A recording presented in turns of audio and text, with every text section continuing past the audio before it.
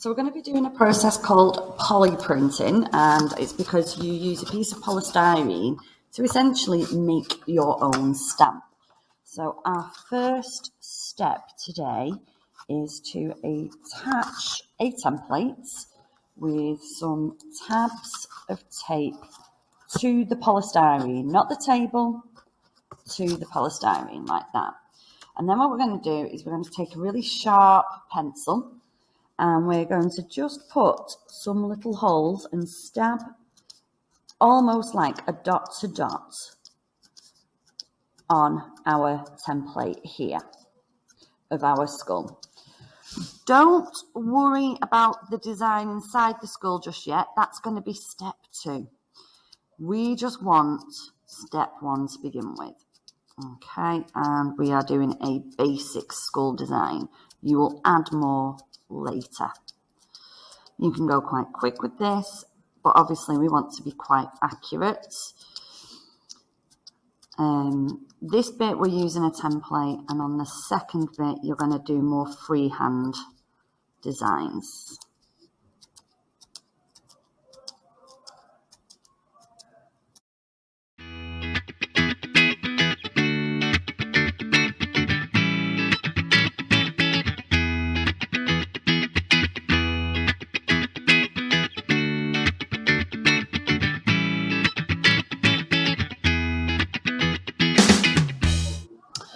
Okay, so what we're going to do now that that's all finished and it's as smooth as it can be, we are going to add some ink. Your first layer of ink needs to be a pale colour, and you're going to use the roller. I would probably put some newspaper down. I'm kind of regretting not doing that on my desk at the moment. The reason we're going to do a pale colour because we're going to do another layer of ink later on and put a dark colour on for contrast. So it needs to be nice and pale, thinking about your warm and hot colours and selecting a nice, bright, colourful background like that. Once you have done that, you then place your polystyrene onto your paper, nice and gently, and you can either use the back of your hand or a clean roller to create your print. And you can just have a little look there. I can see it's transferring through quite nicely. So I'm just going to keep pushing that down on there. Don't press too hard. It's about getting the right amount of pressure. So you need to keep checking. And you should end up with a print.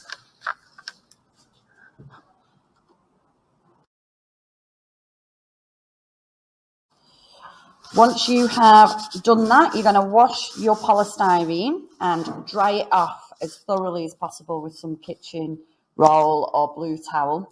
And then using these sheets, which are laminated, you're going to pick out some parts of the designs and freehand draw these on. So I really like this flower here.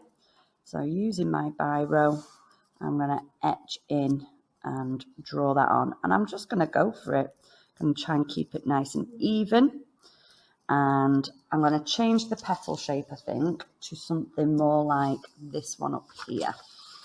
So I'm taking a bit of this and a bit of this to create my own design.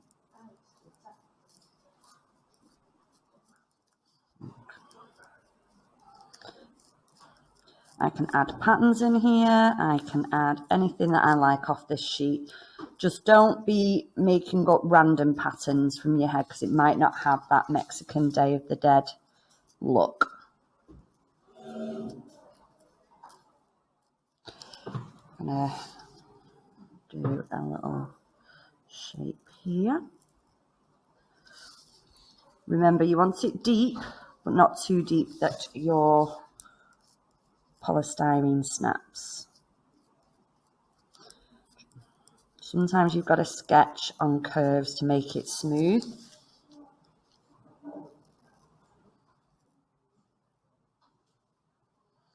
The more you do, the better this will look.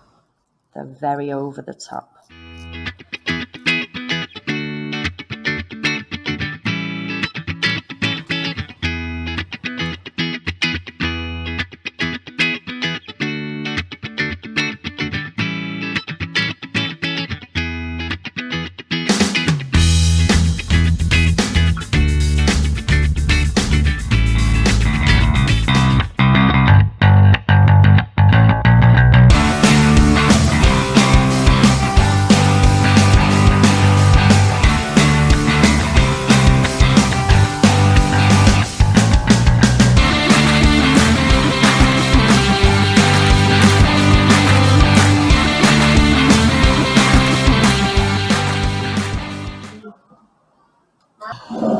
Your last step now is we need to think about what we want to keep and what we want to make solid black. So I'm going to start to hide quite a lot of the detailing.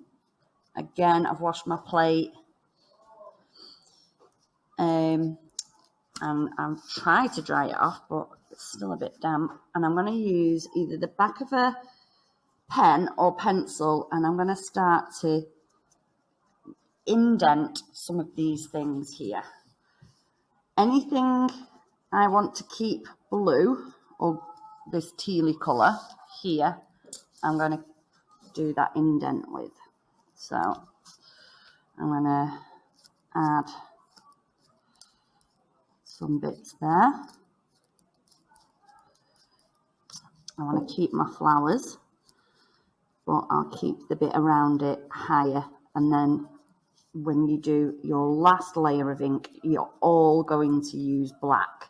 So it won't work if you use another pale colour. We must all use black. So I'm going to keep those. Might keep them. My teeth.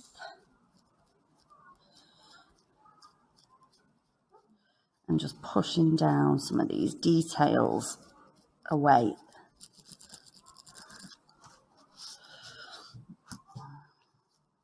And I want to keep